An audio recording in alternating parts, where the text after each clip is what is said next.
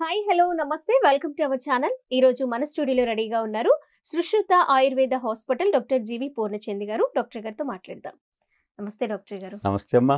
Sir, చలికాలం వచ్చేస్తుంది. మరి కీళ్ళ నొప్పులు, జాయింట్ పెయిన్స్ వీటి వల్ల చాలా మంది ఫేస్ చేస్తూ ఉంటారు ప్రాబ్లమ్స్. ఎప్పుడు కంటే కూడా ఈ వింటర్ సీజన్లో ఎక్కువగా ఉంటాయి ఈ జాయింట్ పెయిన్స్ అనేవి. మిడిల్ ఏజ్ అక్కడి నుంచి చూసుకుంటే ఇంకా ఎక్కువగా ఉంటాయి. ఇప్పుడు నొప్పులకైనా లేకపోతే ఏ ప్రాబ్లమ్స్కైనా సరే ఏజ్తో సంబంధం లేదు సార్, నాకు తెలిసి. సో అందుకని ఒక ఏజ్ అనేది నేను అడగట్లేదు, అందరిలోనే ఈ ప్రాబ్లం అనేది చూస్తూ ఉన్నాం. సరే, ఏంటి సార్ కారణం ఈ ప్రాబ్లంకి? ఎలా తగ్గించుకోవచ్చు? మీ ప్రశ్నలను విన్నాక నాకు ఒకటి అర్థమైంది. సార్, మనకు వచ్చే ప్రతి కష్టానికి ఏదో ఒక అంశం మీదకో ఎవరో ఒకరి మీదకో నెట్టేసేస్తే మన సమస్య తీరదు కదా. చలికాలం చలికాలం మీదకి నెట్టడం, లేకపోతే ఏజ్ మీదకి నెట్టడం, ఇలా మనం ఎంతకాలం ఇలా నెట్టుకుంటూ మనం జీవితాన్ని నెట్టుకెళ్తాం. అంతే అంటారా సార్?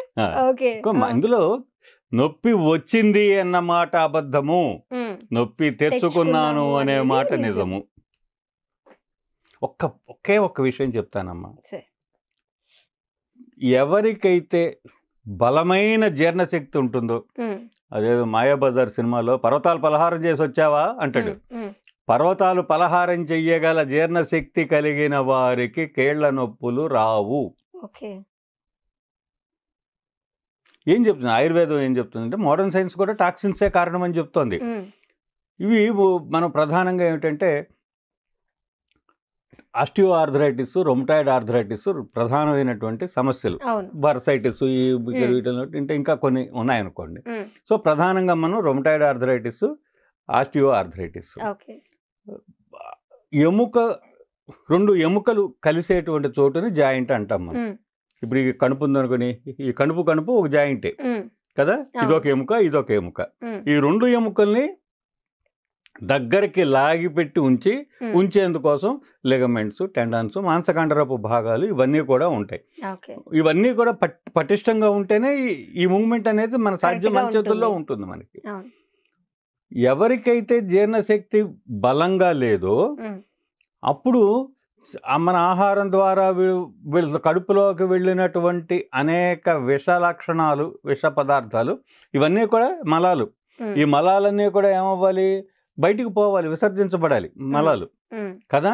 ఇవి సక్రమంగా జీర్ణ ప్రక్రియ సక్రమంగా లేనప్పుడు ఈ మలాలు ఎక్కడ చేరతాయి అంటే తిన్నగా వెళ్ళి వాటికి ఒక సంకేత స్థలం ఉంటుంది.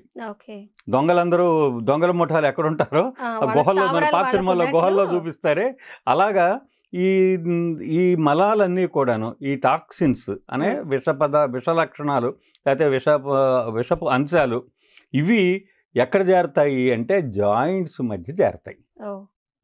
చేరి అక్కడ రెండు జాయింట్ల మధ్య ఇవి ఒకదానికొకటి గుద్దుకోకుండా ఉండేందుకోసం మెత్తటి మెత్తటి ఎముక పదార్థంతో చేసినటువంటి మృదువైనటువంటి ప్యాడ్స్ ఉంటాయి, దాన్ని డ్యామేజ్ చేస్తాయి.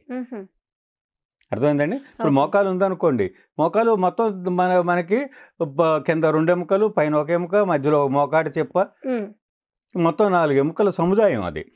ఇవి ఒకదానికొకటి గుద్దుకోకుండా ఉండేందుకోసం మధ్యలో కార్టిలేజ్ అనేటువంటి ఒక మెత్తటి ఎముక పదార్థం. ఇప్పుడు ఈ ముక్కు ఉందనుకోండి, ఇది కూడా ఎముకే, ముక్కు కూడా ఎముకే, చెవి కూడా ఎముకే, కానీ మెత్తటి ఎముక, మృదులాస్తి అంటాం మనం వాటిని. సో ఈ మెత్తటి ఎముక పదార్థం ఒక ప్యాడ్ లాగా ఉండి, కుషన్ లాగా ఉండి, ఇవి ఎముకలు ఒకదానికొకటి రాచుకుని డ్యామేజ్ అవ్వకుండా చేస్తుంది. ఈ టాక్సిన్స్ అక్కడ చేరతాయి. ఈ టాక్సిన్స్ ని ఆయుర్వేదంలో ఆమం అంటాడు. ఆమం అంటే undigested food. Undigested food contains toxins, విష పదార్థాలు కలిగినటువంటి ఈ అన్డైజెస్టెడ్ ఫుడ్ ఏదైతే ఉందో అది ఈ ఎముక సందుల మధ్య జాయింట్స్లో ఉండేటువంటి మెత్తటి ప్యాడ్స్గా ఉన్నటువంటి కార్టిలేజ్ మీద దాడి చేసి దాన్ని దెబ్బతీస్తాయి. దీన్నే మేము ఆయుర్వేదంలో ఆమవాతం అంటాము, ఆధునిక వైద్య శాస్త్రంలో ఆస్టియో ఆర్థరైటిస్ అంటారు. ఈ కార్టిలేజ్ డ్యామేజ్ అయిన తర్వాత ఎముకలు ఏమవుతాయి? గుద్దుకుంటాయి ఒకదానికొకటి రాపిడ్ పెరుగుతుంది, రాపిడ్ వల్ల వాచిపోతాయి. ఇవన్నీ కూడా జరిగితే రొమటాయిడ్ ఆర్థరైటిస్. సో మూలం ఎక్కడుంది? అజీర్తి దగ్గర ఉంది. సో ఆవు వ్యాసం లాగా చివరికి అన్ని చేసి మళ్ళీ మళ్ళీ పొట్ట దగ్గరికే మనం చేరతాం. అందుకనే జీర్ణశక్తి పదిలంగా ఉంటే ఏ రోగాలు రావు. జీర్ణశక్తి మందంగా ఉంటే అన్ని రోగాలకు తలుపులు తెరిచినట్టే. అర్థమైందండి? ఇది ఈ కీళ్లవాతం అనే దాన్ని ఈ కోణంలోంచి అక్కడి నుంచి మొదలు పెడితే చాలా తేలికగా అరిగే ఆహారం తీసుకున్న వాళ్ళకి నొప్పులు చాలా అదుపులో ఉంటాయి. సరే, ఆల్రెడీ నొప్పులు స్టార్ట్ అయిపోయిన వాళ్ళకంటే ఎప్పటి నుంచో ఈ పెయిన్స్ ఉన్న వాళ్ళు ఇప్పటి నుంచైనా వాళ్ళ లైఫ్ స్టైల్లో అంటే ఫుడ్ విషయంలో కొన్ని జాగ్రత్తలు పాటిస్తే ఖచ్చితంగా దీని నుంచి బయటపడొచ్చు అంటారా? శరీరమే తను సరి చేసుకుంటానికి ఎప్పుడు ప్రయత్నం చేస్తుంది, మనమే సరి కానివ్వం. ఎప్పుడు కూడా రిపేర్ చేసుకోవడం అనేది శరీరానికి సహజమైనటువంటి లక్షణం. ఇల్లు తనని తాను రిపేర్ చేసుకోలేదు, కానీ శరీరం తనని తాను రిపేర్ చేసుకోగలదు, తనని తాను బైపాస్ చేసుకోగలదు. ఆ అనుకూల పరిస్థితులు మనం శరీరానికి ఇవ్వాలి. ఇది చికిత్స నెంబర్ 1. చికిత్స ప్రిస్క్రిప్షన్ నెంబర్ 1 ఏంటంటే శరీరం తన పని తాను చేసుకోనివ్వండి, శరీరాన్ని తన పని తాను చేసుకోనివ్వండి. మళ్ళీ కార్టిలేజ్ అని మనం తీసుకున్న ఆహారం ద్వారా బోళ్ళంత కాల్షియం ఇవన్నీ మనం తీసుకుంటాం కదా. అందుకనే శరీరాన్ని ఎండబెట్టాలి. కీళ్ళ నొప్పులు వస్తున్నాయి అంటే మొట్టమొదటి చేయాల్సిన పని ఏమిటి? తగినంత కాల్షియం అందించాలి. తగినంత కాల్షియం అందించాలంటే తగినంత డి విటమిన్ ఇవ్వాలి. తగినంత డి విటమిన్ ఇవ్వాలంటే తగినంత ఎండ పడాలి. ఇవాళ ఏమైంది, అపార్ట్మెంట్ కల్చర్ వచ్చిన తర్వాత ఇంటి మీద ఇల్లు, ఇంటి పక్కన ఇల్లు కూడా మన ఇంటి మీదకే ఉన్నట్టుగా ఉంటుంది. దీంతో 2 ఇళ్ల మధ్య ఎక్కడ ఎండపడని పరిస్థితి. సో ఎవరు కూడా ఏ ఇంట్లో పగలు లైట్లు వేసుకుంటున్నారో ఆ ఇంట్లో కీళ్ల నొప్పుల రోగులు ఉంటారు. పగలు లైట్ వేసుకున్నామంటే అర్థం ఏంటి? ఇంట్లోకి గాలి వెళ్తురు ఎండ లేవని అర్థం. చాలుగా అసూర్యం పసి అంటారు. అసూర్యం పసి అంటే సూర్యుడు తగలనటువంటి శరీరాలు. మనం ఏదైనా పనులను ఉన్నా కూడా సాయంత్రం చల్లబడ్డాక ఇప్పుడు ఎక్కువ మంది హౌస్ వైఫ్స్ అని చెప్పుకుంటాం. మనం ఇది ఒక విచిత్రమైన పదం. హౌస్ వైఫ్ అంటే ఏమిటో నాకు అర్థం తెలియదు, కానీ చాలా ఘనంగా వాడుతూ ఉంటారు చాలా మంది. అంటే ఉద్యోగం చెయ్యకుండా ఇంట్లోనే ఉండి ఇల్లు బాధ్యతలు నిర్వర్తించేటువంటి, ఒక విధంగా చెప్పాలంటే హౌస్ మేనేజర్స్. ఇల్లాలు అంటే హౌస్ మేనేజర్, కానీ ఈవిడ హౌస్ వైఫ్ అని చెప్పుకుంటుంది. ఆ మాట చాలా ఇబ్బంది కలిగించే మాట. ఈ హౌస్ వైఫ్ హౌస్ కి వైఫ్ అనా సార్? హస్బెండ్ కాదు, హౌస్ వైఫ్లు అనబడే వ్యక్తులు ఏం చేస్తున్నారు? ఎండలోకి రారు, ఎండ వాళ్ళకి తగిలే అవకాశం ఉండదు. ఏదైనా షాపింగ్ మార్కెటింగ్ ఉన్నా చల్లబడ్డాక బయటకు వస్తారు. ఈ శరీర వ్యాయామాలు ఉండవు, ఈ జీర్ణశక్తి బలంగా ఉండదు. వీటన్నిటికి తోడు ఎప్పుడైతే జీర్ణకోశ వ్యవస్థ సరి బలంగా లేదో కాల విరేచనం అవ్వదు. సరే, ఇక మా మధ్యతరగతి కుటుంబాల్లో మానసికమైనటువంటి ఒత్తిళ్ళు, ముఖ్యంగా ఆడవాళ్ళ విషయంలో ఇది స్త్రీల సంఖ్య కీళ్ల నొప్పుల్లో ఎక్కువ పురుషుల కంటే. దానికి కారణం ఏంటంటే మధ్యతరగతి మందహాసం ఆ విధంగా ఉంటుంది. ఈ మధ్యతరగతి మందహాసం ఏంటంటే పైకి చెప్పుకోలేరు, లోపల దాచుకోలేరు. ఇవన్నీ కూడా మానసికమైనటువంటి ఒత్తిళ్ళు. తర్వాత ఏమో ఆహారం సరైనటువంటి తీరులో ఉండకపోవటం, జీర్ణశక్తి బలంగా లేకపోవటం, శరీరానికి తగిన వ్యాయామం లేకపోవటం, ఇవన్నీ కూడా కీళ్ల నొప్పుల రోగులను పెంచడానికి కారణమవుతున్నాయి కదా. ఇవన్నీ పక్కన పెట్టే మందు చెప్పండి అంటే ఏం చెప్తాం మనం? రైట్. సో దీనికి మందు అనేది మందులు ఉన్నాయి. ఏమి చేయాలి మందులు అంటే ట్రీట్మెంట్ గురించి నేను మాట్లాడను. ఇంట్లో మనం ట్రీట్మెంట్ అనే ఆస్పెక్ట్ ఎప్పుడు డాక్టర్ గారికి వదిలేద్దాం. మనకిగా మనం ఏం చేసుకోవాలి అంటే ఇదంతా కూడా వాతం మూలన జరుగుతోంది కాబట్టి వాతాన్ని హరించేటువంటి, వాతాన్ని తగ్గించేటువంటి ఆహార పదార్థాలను లేదా శరీర వ్యాయామాన్ని లేదా మానసికమైనటువంటి సంతోషం, సంతృప్తి అని వాతాన్ని తగ్గిస్తాయి. ఇవి మనం పాటిస్తూ మనం జీర్ణశక్తిని కాపాడుకుంటూ ఉంటే ఎట్టి పరిస్థితుల్లోనూ కీళ్ల నొప్పులు మన అదుపులోనే ఉండి తీరతాయి. ఒకప్పుడు ఉండేవి కానీ ఇప్పుడు అంత లేవు అని చెప్పింది. మీరు ఆపరేషన్కి వెళ్లాల్సిన పరిస్థితులు రాకుండా చేయాలి అంటే ఈ జాగ్రత్తలు అవసరం అవుతాయి. ఇది చాలా ముఖ్యమైనటువంటి విషయం అన్నమాట.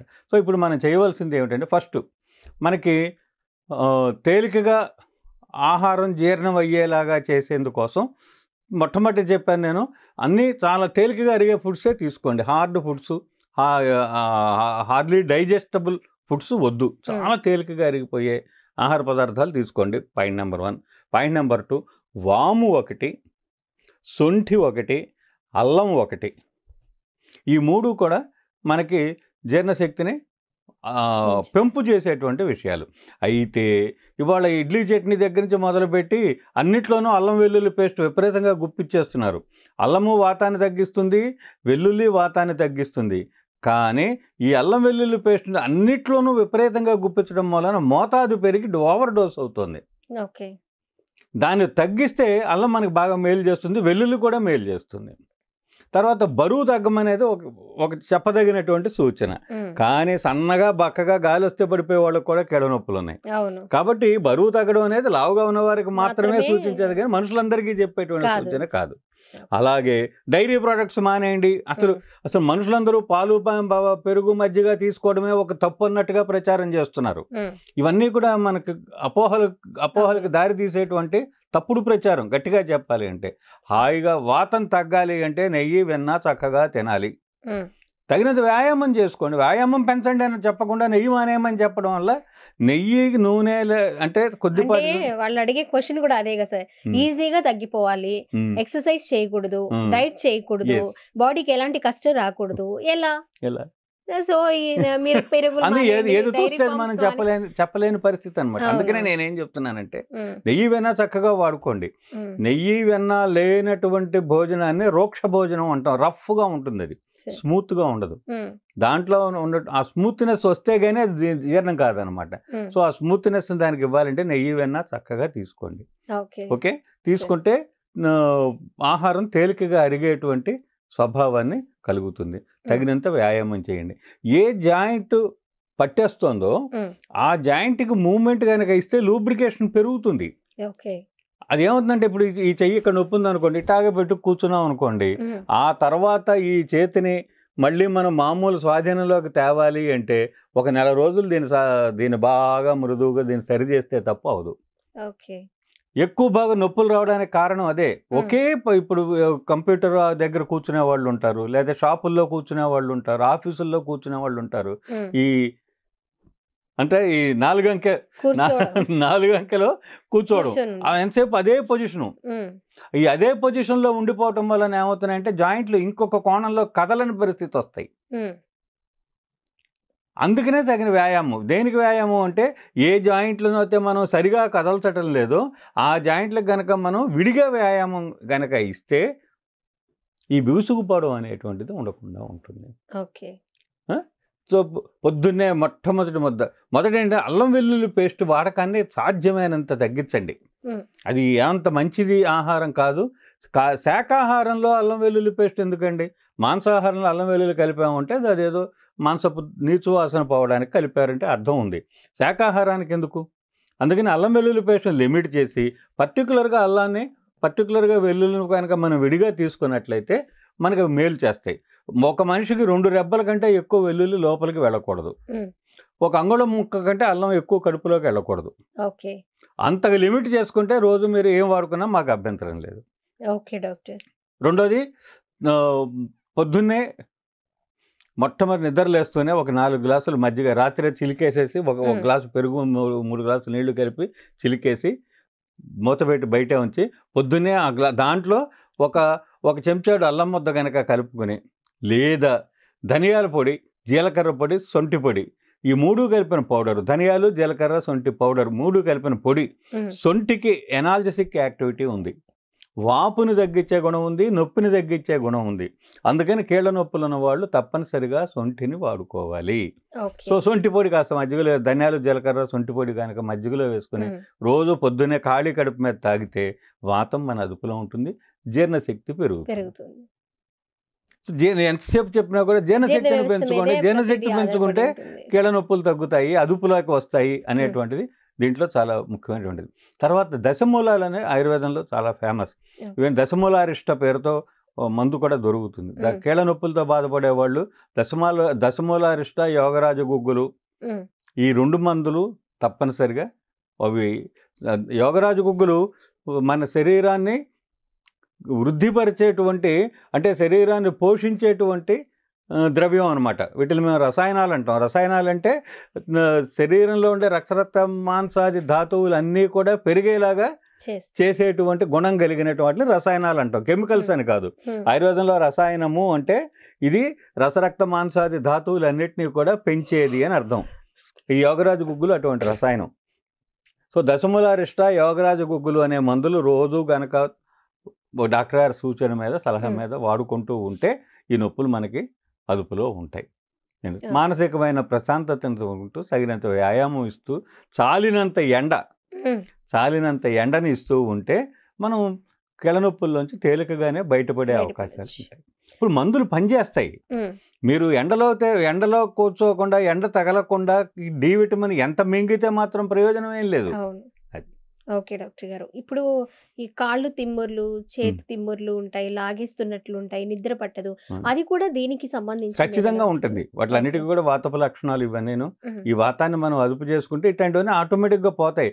పోకుండా ఏదైనా మిగులుంటే దాని కారణం ఏంటనేది అప్పుడు డాక్టర్ గారు చూసుకుంటారు. ఓకే ఓకే డాక్టర్ గారు. ఇప్పుడు నేను ప్రతిసారి ఏం అడగాలని అనుకుంటున్నానంటే డాక్టర్, మిమ్మల్ని మెడిసిన్ చెప్పండి అనే దానికంటే కూడా అసలు మనుషుల లైఫ్ స్టైల్ ఎలా మార్చుకోవాలి, వాళ్ళు మార్నింగ్ లేచిన తర్వాత వాళ్ళ లైఫ్ స్టైల్ ఎలా ఉంటుంది, వాళ్ళు ఎలా ప్లాన్ చేసుకుంటున్నారు అనేది వాళ్ళు మార్చుకుంటే ఈ రోగాలు ఏమి రాకుండా మీ దగ్గర నుంచి మంచి సలహాలు, సూచనలు అయితే తెలుసుకోవాలనుకుంటున్నాను. నేను వైద్యుడిగా నేను ఇచ్చేటువంటి సలహా ఏంటంటే, వైద్యుడి దగ్గర మందులు వాడటము, మందులు తీసుకోవడం అనేది మందుల షాపులో పనిచేసే కుర్రాడు ఇస్తాడు. అవును.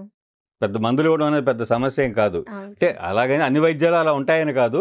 బట్ ప్రతిదానికి కూడా మనం అంత పెద్దదానికి కూడా మనం మందుల మీద ఆధారపడతాం అనేది పెట్టుకుని ఒక డాక్టర్ గారి దగ్గరికి వెళ్ళినప్పుడు నాకు అసలు ఈ జబ్బు ఎందుకు తగ్గట్లేదు అని అడగటాన్ని మనం అలవాటు చేసుకోవాలి. నేనేమన్నా మార్పు చేసుకోవాలా చెప్పండి అని అడగటానికి మనం ఎక్కువ టైంని డాక్టర్ గారి దగ్గర తీసుకోవాలి. ఎప్పుడు ఏ డాక్టర్ గారి దగ్గరికి వెళ్ళినా సార్ నాకు మంచి మందు రాసి ఇవ్వండి అని అడగద్దు. నాకు ఇది ఎందుకు తగ్గట్లేదో చెప్పండి అని అడగాలి. అప్పుడు మనం దీన్ని మనం పెంచుకోవడం అనే పని మానిన వాళ్ళు అవుతాం. తగ్గించుకోవడానికి ట్రై చేస్తాం. నా వైద్య విధానం కూడా ఆ పద్ధతిలోనే నేను పేషెంట్ని ఆ విధంగా వాళ్ళకి కావాల్సినటువంటి అవేర్నెస్ మనం ఎడ్యుకేట్ చేయడం అనేటువంటిది జరగాలి. Okay, thank you so much doctor గారు, మంచి విషయాలు షేర్ చేసుకున్నాను.